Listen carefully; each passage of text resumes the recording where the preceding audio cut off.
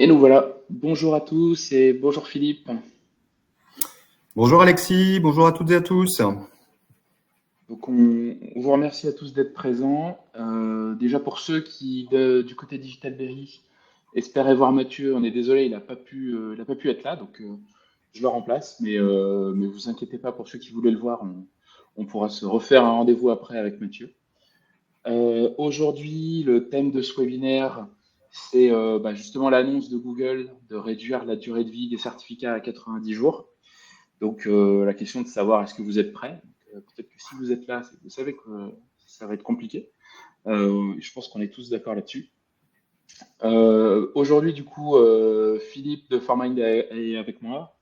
Philippe, je te laisse te présenter. Bonjour à tous, Philippe Chifano, je suis directeur et associé chez Formine que j'aurai l'occasion de vous présenter par la suite. Voilà, ça fait une vingtaine d'années que je travaille dans le monde de la cyber avec une petite expérience de quelques années sur les sujets autour de la PKI et des certificats.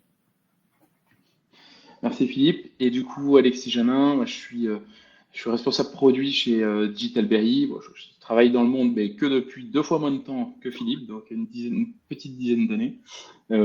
Et comment dire, et pendant toute la durée du webinaire, n'hésitez pas si vous avez des questions, vous avez un petit onglet en bas de la page à la droite pour poser des questions. On y répondra soit des fois pendant le webinaire si c'est sur le thème du slide et qu'on l'a vu, soit sinon tout à la fin. Donc pour présenter les entreprises, donc Digitalberry, c'est une société d'édition de logiciels, expert en confiance numérique. Donc nous, on est vraiment aujourd'hui concentré autour du certificat numérique, mais on va dire on est expert sur tous les domaines, on va dire de la confiance autour de ça. On a plus de 40 clients aujourd'hui qui nous font confiance et on est une entreprise française membre d'Exatrust. Donc, Exatrust, qui est une association des PME de la cyber française. Il y a plus de 100 membres. Voilà pour ce qu'il y a à dire sur Digitalberry en 3 mots.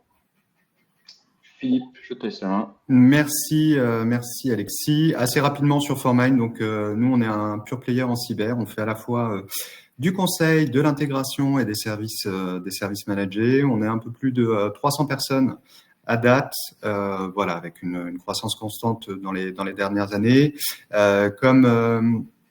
Comme Digitalberry, on fait partie d'un certain nombre d'associations ou en tout cas on est membre de plusieurs associations, dont Exatrust également. Voilà. Et puis pour information, on est présent sur plusieurs antennes en France et présent à l'étranger, au Canada, en Espagne et au Maroc. Alors, pourquoi on voulait vous voir aujourd'hui ? Certains l'ont peut-être vu, certains ou certaines l'ont peut-être vu. En mars 2023, Google a annoncé son programme Moving Forward Together.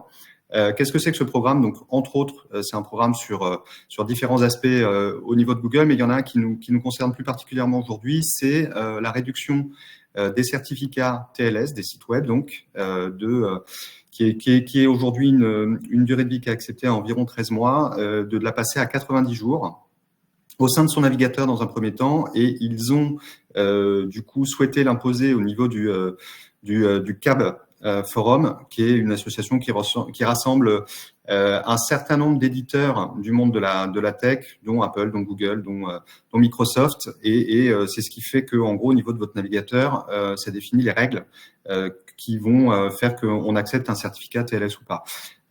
Juste en complément, aujourd'hui, c'est une initiative de Google. Il n'y a rien qui est officiel à date. Pour autant, Apple avait fait le même coup il y a quelques années maintenant, en passant la durée de vie des certificats à 13 mois. Donc, il y a fort à parier que même si le CAB Forum n'accepte pas rapidement cette proposition, Google va l'appliquer au sein de son navigateur, et de facto, vu l'utilisation de Chrome au sein des entreprises et dans le monde de l'Internet, ça va devenir en fait un standard dans les mois qui vont venir. Très clairement. Alors pourquoi en fait Google a demandé cette réduction ? Assez clairement, hein, aujourd'hui les certificats, c'est composé de 8 clés, et donc cette clé en fait on s'en sert tous les jours pour ouvrir une porte, et en fait De la même manière que plus on se sert de la clé, plus les dents vont se lisser. En fait, sur un certificat, c'est la même chose. C'est-à-dire qu'en gros, plus on va s'en servir longtemps et plus on va être exposé en fait aux attaques cryptographiques. Et donc l'idée, c'est de réduire les vulnérabilités autour des certificats et des bits clés associés en réduisant la fenêtre d'opportunité sur les attaquants. Deuxième point, nous on pense que cette initiative aussi doit permettre de garder en responsabilité au sein des entreprises les équipes qui gèrent les certificats. On le voit bien, hein, je pense que vous le vivez au jour le jour. Les renouvellements de certificats, c'est toujours quelque chose de compliqué. Qui l'a demandé, qui est responsable, qu'est-ce qui se passe, à qui je dois demander, quand est-ce qu'il arrive à l'expiration. Donc, en faisant de cette action une action qui est répétitive et qui revient sur des cycles assez courts, je pense que l'idée aussi derrière, c'est de limiter les défauts de responsabilité sur la gestion de la sécurité des sites web et de permettre aussi des mises à jour, permettre en tout cas d'un point de vue sécurité d'avoir des cycles courts de gestion de la sécurité de ces sites web. Et juste pour compléter ce que tu dis, l'ANSSI avait aussi sorti un papier en avril de l'année dernière pour parler justement du fait qu'il fallait être crypto-agile dès aujourd'hui. Donc eux, c'était sur un autre thème, mais ça vaut aussi pour justement des durées de vie qui se réduisent. On va changer régulièrement de certificat, peut-être les tailles de clés aussi, et donc la crypto-agilité rentre aussi dans cette optique, quoi. Merci Alexis. Bon, et qu'est-ce qui se passe? Donc, si mes certificats SSL ne sont pas renouvelés, clairement, hein, vous avez tous eu dans votre navigateur, quand j'arrive sur un site web et qu'on a un problème avec le certificat, que ce soit un problème de date de validité ou autre, ce fameux bandeau en tout cas cette page qui vous dit que le site sur lequel vous allez n'est pas sûr. Donc, clairement, pour vous, en tout cas, l'impact, c'est que vos clients n'aillent plus, vos clients ou partenaires n'aillent plus, en tout cas, sur les sites concernés. On le voit aujourd'hui, les entreprises utilisent de plus en plus des outils pour traiter la conformité des sites web. Et clairement, les dates de validité des certificats sont un des éléments qui va être pris en compte. Et donc, ça pourrait potentiellement limiter le trafic ou votre note sur certains sites web. Clairement, un certificat qui n'est plus valide aujourd'hui, fonction de l'application qui va être en face, vous avez des potentiels problèmes d'interruption de service puisque les flux ou en tout cas les appels à ces sites web ne vont plus marcher. Et puis, aujourd'hui, il faut savoir que les moteurs de recherche et Google en particulier va, dans son indexation, dans la présentation des sites web, mettre un critère sur la sécurité, en tout cas, du site web. Et donc, du coup, si vous ne respectez pas leurs exigences, le site en question, votre site en question, sera affiché plus loin dans la liste, en fait, au sein des moteurs de recherche. Alors, que faire? On a plusieurs options. On se dit qu'on continue à le gérer de manière manuelle. Donc, dans ce cas-là, il faut bien documenter les processus si ce n'est déjà fait et bien formaliser les RACI et les acteurs qui vont intervenir dans la génération du bit-clé, dans la demande de certificat, dans l'installation du certificat. Donc, ça, c'est un des premiers points. Bien entendu, il faut être en capacité de cartographier tous les certificats qui sont concernés et ça, de le faire régulièrement puisqu'on pourrait se dire, OK, je me dis que je fais ça au 1er janvier, 3 mois plus tard, 3 mois plus tard, 3 mois plus tard. Et on voit bien en fait que finalement, ces certificats qui expirent tous les 3 mois, ça va pas être en fait à date fixe et on va en avoir en fait tout au long de l'année. Un autre point, c'est de former les équipes, de leur dire effectivement comment je tire un bit-clé, qu'est-ce que je dois avoir dans ma demande, à qui je dois l'envoyer. Et enfin, le dernier point, c'est aussi de centraliser la gestion des certificats. Alors tout ça, c'est si on se dit finalement, je vais continuer à le faire manuellement. Imaginons une entreprise qui a 10 sites web, vous faites le calcul assez rapidement, ça veut dire que dans l'année, il va falloir faire 40 demandes de renouvellement. Donc là, on voit bien qu'on atteint les limites, en tout cas, et on multiplie les potentielles erreurs. Si on n'est pas sur un process industriel ou automatisé, il nous paraît en tout cas important de pouvoir utiliser un outil pour réaliser tout ça. Et c'est là que je vais donner la main à Alexis qui va vous présenter donc par la suite Berrycert, qui est un outil de CLM, de Certificate Lifecycle Management, et qui permet en fait d'automatiser un certain nombre de tâches sur les renouvellements de certificats. Tout à fait. Merci Philippe. Et effectivement, pour rester 2 minutes sur ce slide aussi, c'est des choses en fait qu'on fait déjà depuis longtemps, hein. Même quand les certificats avaient une durée de vie de 3 ans. En interne, vous avez peut-être encore des certificats qui ont une durée de vie de 3 ans. L'ANSSI comment dire, le tolère encore, on va dire, dans ses recommandations. Et on voit déjà qu'à l'époque, on se disait c'est parce que c'est des durées de vie très longues, 3 ans, donc on perd les documents qu'on a écrits, les équipes sont plus formées puisqu'il y a eu du turnover, etc. Mais en fait, ce problème a perduré même avec des certificats sur 1 an. Et sur 3 mois, là, on va avoir des gros problèmes de productivité, en tout cas, si on doit tout faire manuellement. Donc c'est pour ça que, hop, on a développé Berrycert. Donc, Berrycert, l'objectif, c'est vraiment de vous simplifier la gestion du cycle de vie des certificats pour plusieurs raisons, mais on va dire de prime abord pour lutter contre les interruptions de service qui vont être dues soit à des expirations de certificats, soit à des non-conformités. Donc, les expirations, c'est le gros thème, on va dire, hein. Là, on voit avec 90 jours, ça va être sûrement le thème qui va rester principal, mais vous avez d'autres sujets autour de la non-conformité, comme par exemple des autorités de certification qui ont signé vos certificats, mais qui ne sont pas de confiance dans votre environnement. Donc, deux serveurs applicatifs qui vont essayer de communiquer entre eux, l'un ne va pas faire confiance à l'autre, et ça peut être aussi des causes d'interruption de service. Donc, il faut monitorer vraiment l'ensemble. Donc, qu'est-ce que va vous permettre Berrycert? Déjà, gagner en visibilité et en contrôle. Philippe le disait, c'est important de cartographier les certificats. Donc, vous pouvez le faire à la main, hein, évidemment, si vous n'en avez pas beaucoup. Il faut être proactif dans le suivi. C'est possible, il y en a qui y arrivent, mais c'est sur quand même des petits volumes. Quand vous allez arriver sur des gros volumes, et là, quand on parle de 90 jours, gros volume, on parle de 50 certificats, hein. Donc, parce que ça vous fait déjà 200 certificats à gérer à l'année. Donc, ça va vite, quoi. Et aussi des certificats que vous allez déployer sur plusieurs endroits. Ça multiplie finalement le nombre de choses à gérer, quoi. Donc, qu'est-ce qu'on va vous apporter sur ce thème-là? On va vous permettre, de synchroniser toutes vos autorités de certification au même endroit, donc tous les certificats que vous avez dans vos autorités de certification au même endroit, et ensuite de cartographier où est-ce que ces certificats sont déployés dans votre SI, donc ce qui veut dire sur quel serveur, à quel emplacement sur le serveur, et sur quel format, parce que c'est important aussi pour vos équipes, quand vous allez les former sur le process au global, mais vous allez les former aussi sur comment je manipule un certificat, qu'est-ce que c'est un certificat techniquement parlant, et comment je fais pour le mettre dans telle application ou telle application. On a plein de formats différents, il faut savoir comment les gérer. Donc, nous, on a essayé de vous aider, hein, si jamais vous avez ces questions-là. On a un article de notre blog, justement, qui référence toutes les commandes. Vous allez voir, il y en a quelques-unes, et encore, c'est pas exhaustif. Donc, vous pouvez vous le mettre en favori déjà aujourd'hui. Et sinon, vous avez Berrycert, évidemment, qui va vous aider. Et tous ces scans qui vont vous permettre de cartographier votre SI, vous allez pouvoir les exécuter de façon récurrente, tous les jours, toutes les semaines, à votre choix. Et c'est ce qui va maintenir en fait votre base de connaissances à jour.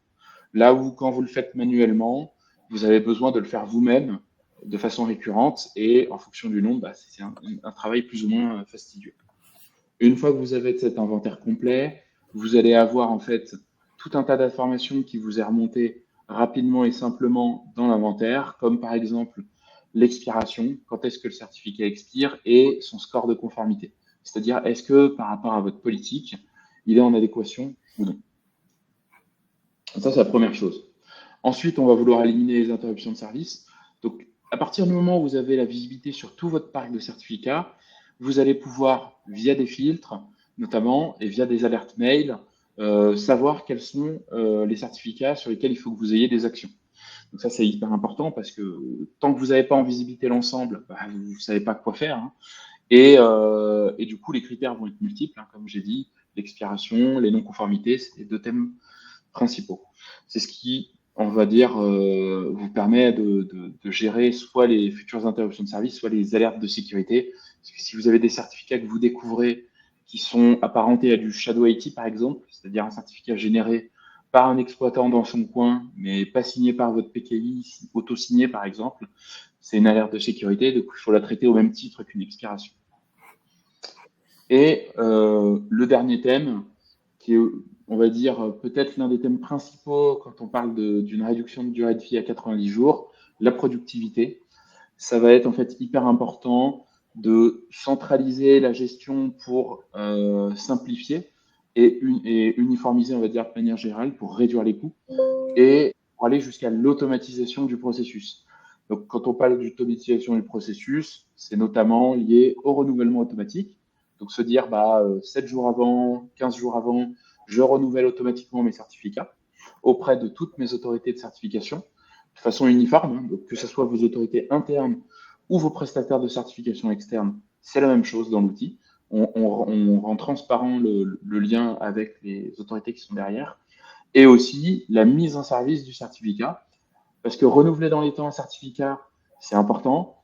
C'est le premier aspect, on va dire, hein, de la gestion. Mais tant que vous ne l'avez pas mis en service dans vos applications, et ben en fait, vous n'avez aucun gain parce que vous aurez de toute manière une interruption de service si vous ne l'avez pas changé. Donc, il faut vraiment adresser ces deux sujets-là. Donc, c'est pour ça que vous voyez dans le schéma ici, on reprend un peu tout ce qu'on s'est dit depuis les quelques slides.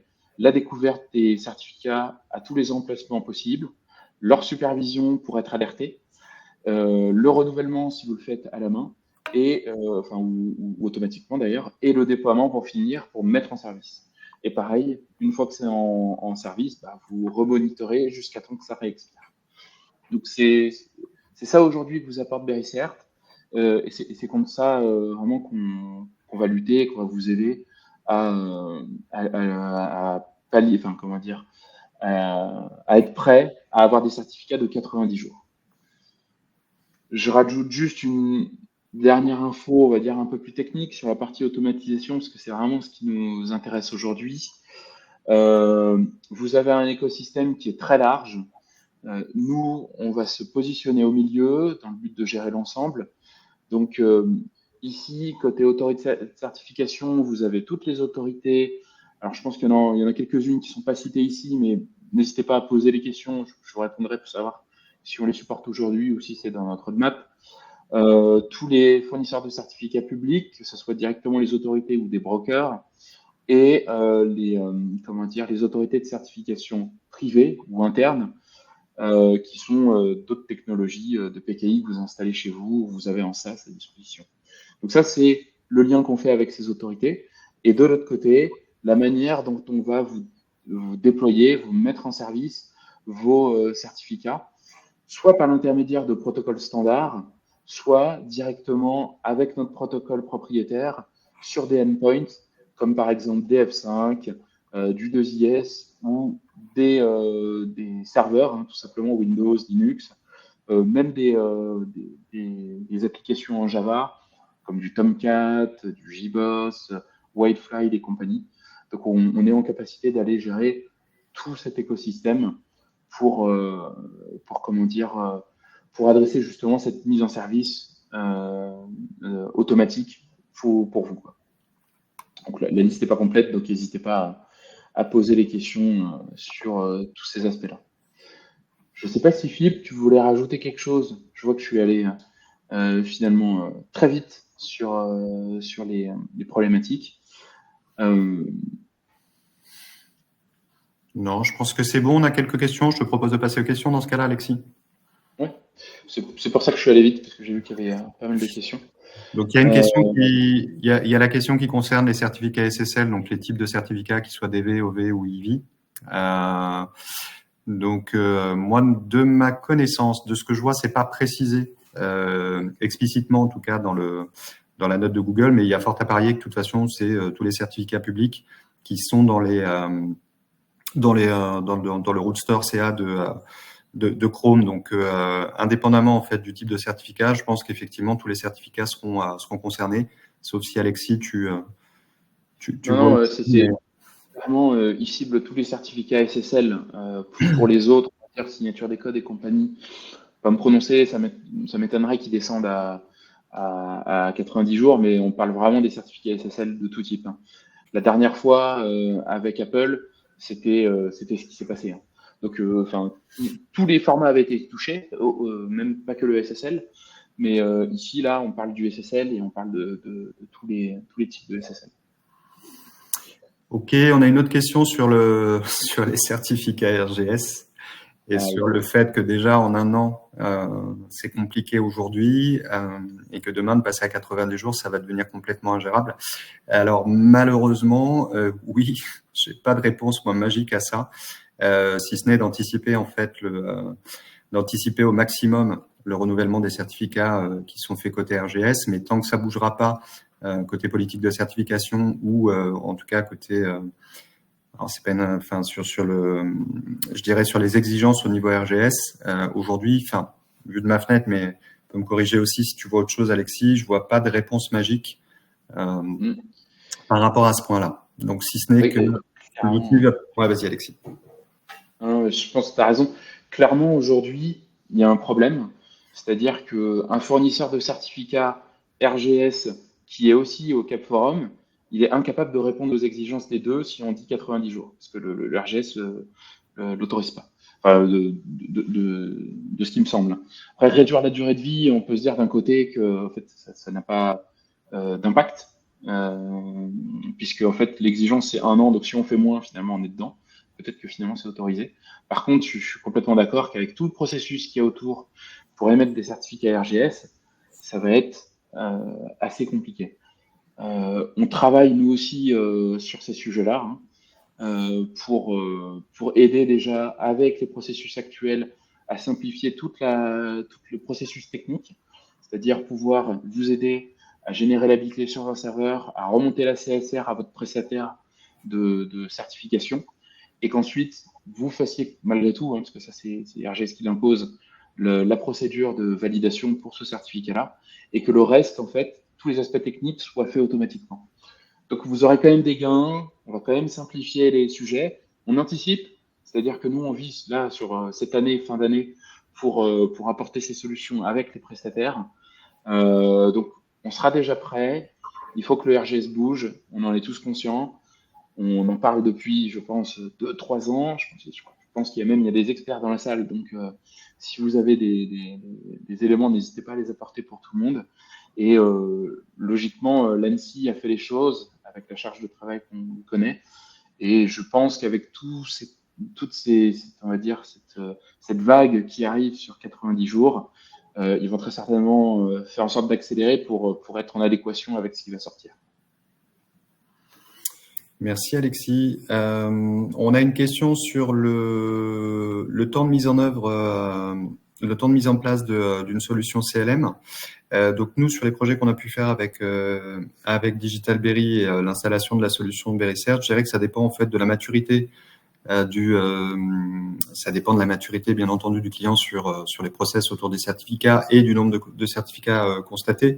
Mais on est généralement sur des installations assez simples qui vont prendre entre 2 mois dans les cas les plus simples avec une forte maturité client où on vient plugger BerryCert et vraiment implémenter les différents processus avec une cartographie en premier, puis derrière l'implémentation des processus au sein de BerryCert, jusqu'à 4-5 mois sur des cas un peu plus complexes avec un nombre de PKI un peu plus élevé, parce que là on parle des certificats publics, mais BerryCert peut gérer aussi les certificats que les certificats internes que vous utilisez.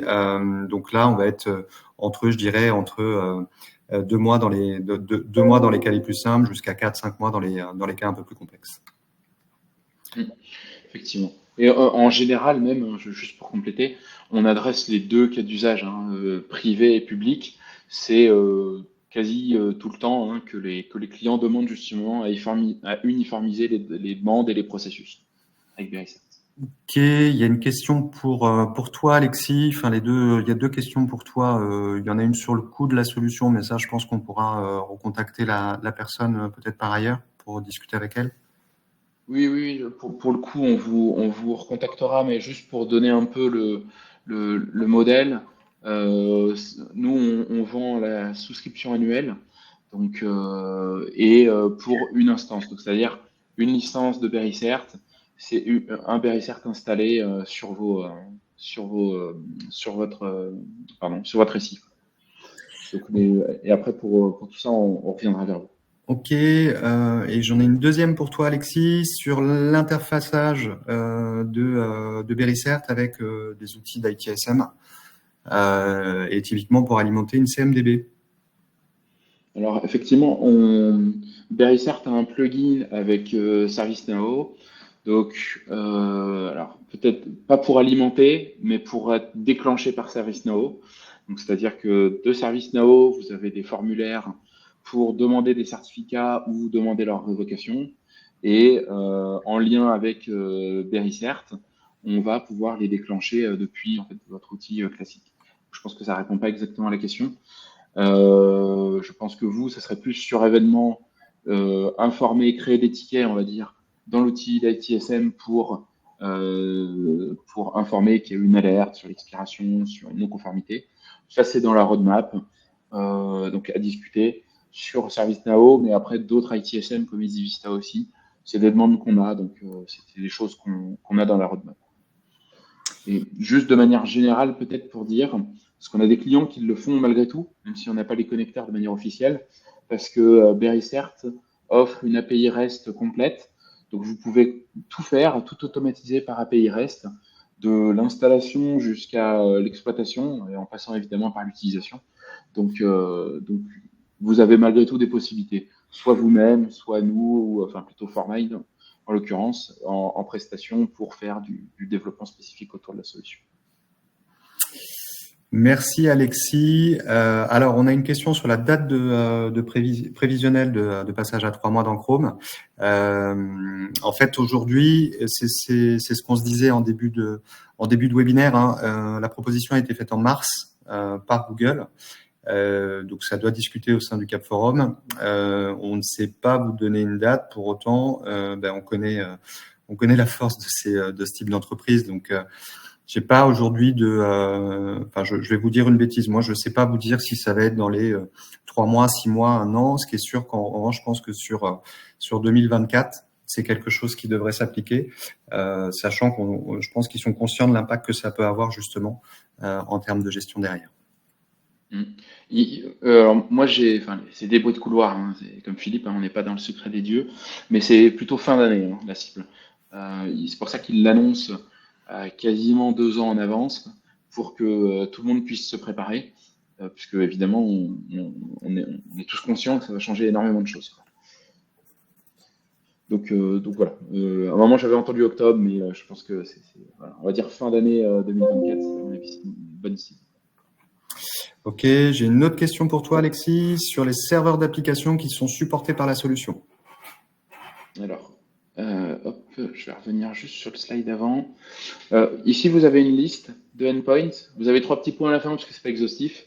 Donc, si vous avez plus précisément des demandes, je pourrais vous répondre. Mais ce qu'il faut savoir, c'est que on a 2 manières de gérer, hein, on va dire, vos applications, soit au travers de connecteurs spécifiques. Donc, il y a certaines applications ou serveurs d'applications qui nécessitent une logique particulière. C'est le cas, par exemple, d'F5, c'est le cas de 2IS, c'est le cas de WebLogic, qu'on ne voit pas ici. Et d'autres vont pouvoir être gérés avec un connecteur générique qu'on a. Donc, pour simplifier, en fait, n'importe quelle application qui est sur un serveur Linux ou Windows et qui utilise des certificats sur le système, donc soit système de fichiers pour Linux, pour Windows, soit système de fichiers, soit dans le magasin, on va être capable de le gérer avec notre connecteur générique. Parce que nous, en fait, on ne va pas s'attacher ni à la configuration, ni à quel est l'application en question. On va juste cibler les certificats et appliquer des commandes après le déploiement pour, par exemple, redémarrer l'application ou exécuter un script que vous avez qui va faire la mise en service. Voilà, donc de manière générale. Donc ça va, par exemple, dans nos clients, on a un de nos clients qui gère des certificats sur une blockchain privée Hyperledger Fabric. C'est très exotique.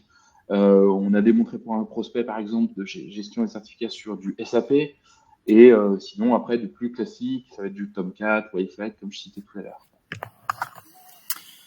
Alors celle-là, je vais te la laisser parce qu'elle est très intéressante là, cette question-là, mais c'est par rapport à une visibilité sur la roadmap, sur votre capacité ou en tout cas sur la roadmap. Est-ce que vous avez prévu d'intégrer d'autres composants typiquement comme faire un peu à la manière des KMS sur les secret keys qu'on a côté Azure, plus globalement. Alors la gestion des comptes techniques qui doivent renouveler leurs secrets, ça je pense pas que ça soit le cas, mais sur la secret key, je te laisse répondre sur les deux, pardon Alexis.